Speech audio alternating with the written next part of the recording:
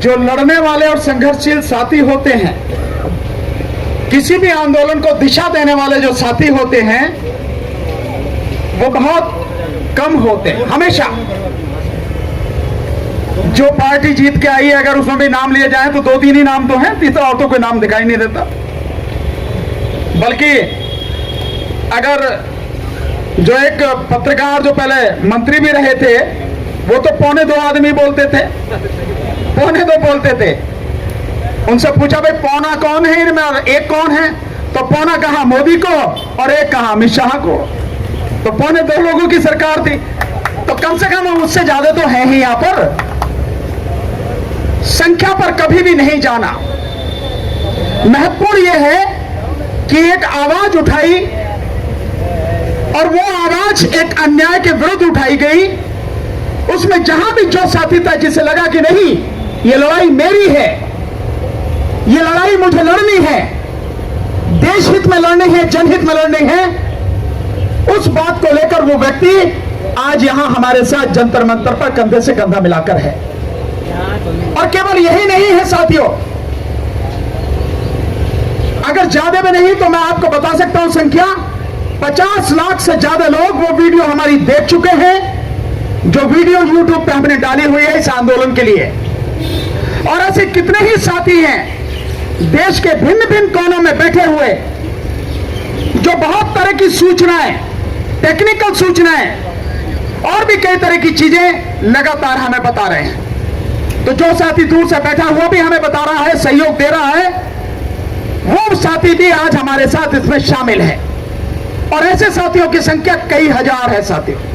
मेरे पास रात को 1-1 बजे तक फोन आ रहे हैं साथियों, 1-1 बजे तक। और मैं हर फोन को, अगर मैं कहीं मीटिंग में नहीं हूं या कोर्ट में नहीं हूं, हर फोन को मैं सुनता हूं, हर साथी की बात पूरी सुनता हूं। और अगर आप उनके मन के गुबार अगर देखें तो आप हैरान रह जाएंगे कि लोग कितने पीड़ित हैं, कितने दुखी हैं, इतना दर्द उनके दिल में है। और यह दर्द क्यों ना हो साथियों कि अगर हम किसी को अपनी बात सुनाने भी जाए तो नजर कोई आता है हमें? कोई नजर नहीं आता। किसको सुनाए जाके? एक अदालत से भरोसा था, हालांकि हम तो 25-26 साल से वकालत कर रहे हैं, पिताजी मेरे जज रहे और 45-50 साल से देख रहे हैं वकालत का हिस्सा, हाल देख रहे हैं। अदालत कहने के लिए अदालत है इस देश में, न्याय नाम की चीज अदालतों में नहीं है। और अगर मैं ये बात कहूं तो इसमें कोई अतिशयोक्ति नहीं है। जितना बड़ा अन्याय इस देश की अदालतें करती हैं, इतना बड़ा अन्याय तो पुलिस और सीबीआई भी नहीं करती है। यह हालत है अदालतों की यहां पर, यह है हकीकत। इसका एक उदाहरण आप सिर्फ इस बात से देखें, सिर्फ इस बात से देखें। कुछ दिन पहले आपने देखा होगा 20 लाख आदिवासियों को उनकी जमीन से निकालने का आदेश किसने दिया? सुप्रीम कोर्ट ने। सुप्रीम कोर्ट ने तो दिया। क्या सुप्रीम कोर्ट ने एक पल भी नहीं सोचा कि इन लोगों को जिनके पास कुछ नहीं है, जो आपसे कुछ नहीं मांग रहे, अपने जड़ जंगल और जमीन की बात कर रहे हैं, आप उन्हें उनकी जमीन से निकाल के बाहर कर रहे हैं? किन के लिए? चंद बिजनेसमैनों के लिए। चंद बिजनेसमैन है, अंबानी और अडानी जैसे चंद बिजनेसमैन है, जिनके लिए आदिवासियों की जगह छीनी जा रही है। और इस सरकार ने तो पूरी हेरफेर करी है। और राज्य में, जिस राज्य में जमीन है, उस राज्य सरकार से पूछने की भी जरूरत इसने छोड़ी नहीं है, अपने आप यहीं से सारे काम कर। तो हम उन अदालतों से भी हमें लड़ना पड़ रहा। एक छोटी सी तो बात थी, मेरे मन में एक सवाल है, मैं समझ नहीं पाता कि जो चीज मैं समझ रहा हूं, ये अदालत क्यों नहीं समझ रही है। जब आपने 3,500 करोड़ रुपए लगाकर ईवीएम बनाई, और इसलिए बनाई कि आप अपने आदेश में कह रहे हो, वर्तमान मुख्य न्यायाधीश जो सुप्रीम कोर्ट के चीफ जस्टिस हैं, 2013 में फैसला देने वाले भी वही थे, और 2017 में, और ये जो अब आई है, इसके लिए जो लोग गए हैं उनमें भी वही है। और लोगों की डिमांड आप ही मान रहे हैं, ईवीएम में गड़बड़ी होती है, और आप ही ये फैसला कर रहे हैं कि वीवीपैट लगे।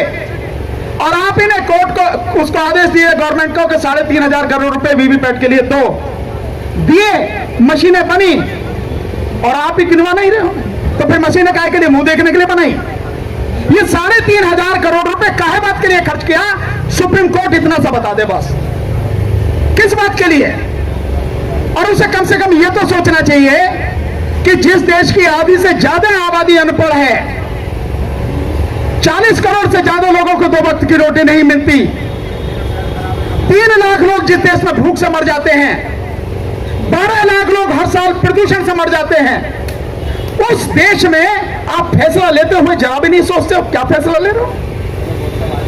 क्या इतनी ही बात काफी नहीं है ईवीएम को पूरी तरह से खत्म करने के लिए कि मुझे यह पता होनी चाहिए कि मैंने वोट जिसको दी है उसी को जाएगी और उसी को गिनी जाएगी? लेकिन ईवीएम से मुझे पता ही नहीं है, ईवीएम से मुझे पता नहीं, मैंने बटन तो दबाया, लेकिन मेरे बटन दबाने के बाद गई न गई मुझे नहीं पता। क्या इतना ही कारण काफी नहीं है? इस पे और चर्चा की क्या जरूरत है? और फिर आपने वीवीपैट लगाई, इस्तेमाल नहीं किया। इससे बड़ा धोखा कुछ हो सकता है जनता के साथ में? आखिर किस लिए अदालत बनाई गई है? इसलिए कि जनता की बात सुने और सही फैसले दें। लेकिन जब अदालतें ही फैसले सही नहीं दे पाए और जनता की बात को समझ ही नहीं पाए या उसके हित में कोई आदेश नहीं कर पाए, तब हम कहां जाएं? आम आदमी कहां जाएगा? जब, और ये तो पढ़े लिखे लोगों का हाल है, जो अनपढ़ आबादी है उसे तो बेचारे को कुछ पता ही नहीं है। उसे यह पता नहीं है किस तरह से यह सरकारें जो बेईमानी से बन के आई हैं इस देश में 50 लाख करोड़ रुपए की लूट मचाती हैं। कैसे? जो नदियों में बहने वाला, जो नदियों का रेत है, जो पहाड़ों के पत्थर हैं, इन पत्थरों से 50 लाख करोड़ रुपए की साल की लूट मचाई जाती है। आदमी को पता ही नहीं है। उस देश में क्या ईवीएम जैसी मशीन होनी चाहिए? नहीं होनी चाहिए। लेकिन सुप्रीम कोर्ट नहीं मानती, तो फिर क्या होगा भैया? हम ही को रास्ते पर आना पड़ेगा, सड़क पर आना पड़ेगा। और मेरा विश्वास है साथियों, जितने साथी यहां बैठे हैं और जितने साथी हमारे संपर्क में हैं, हमारे संगठनों में हैं, जिस दिन हमने सोच लिया, और वो दिन आज के अलावा कभी होना नहीं चाहिए, अभी होना चाहिए कि हम सोच रहे हैं हम इस देश की सरकार को चलने नहीं देंगे, उखाड़ के फेंक देंगे, दोबारा चुनाव कराएंगे और वीवीपैट से या ईवीएम से नहीं, केवल और केवल बैलेट पेपर से कराएंगे।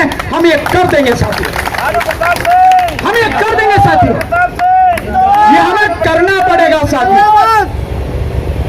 लोगों का सहयोग मिला और वो सहयोग हर तरह का हमें चाहिए साथियों।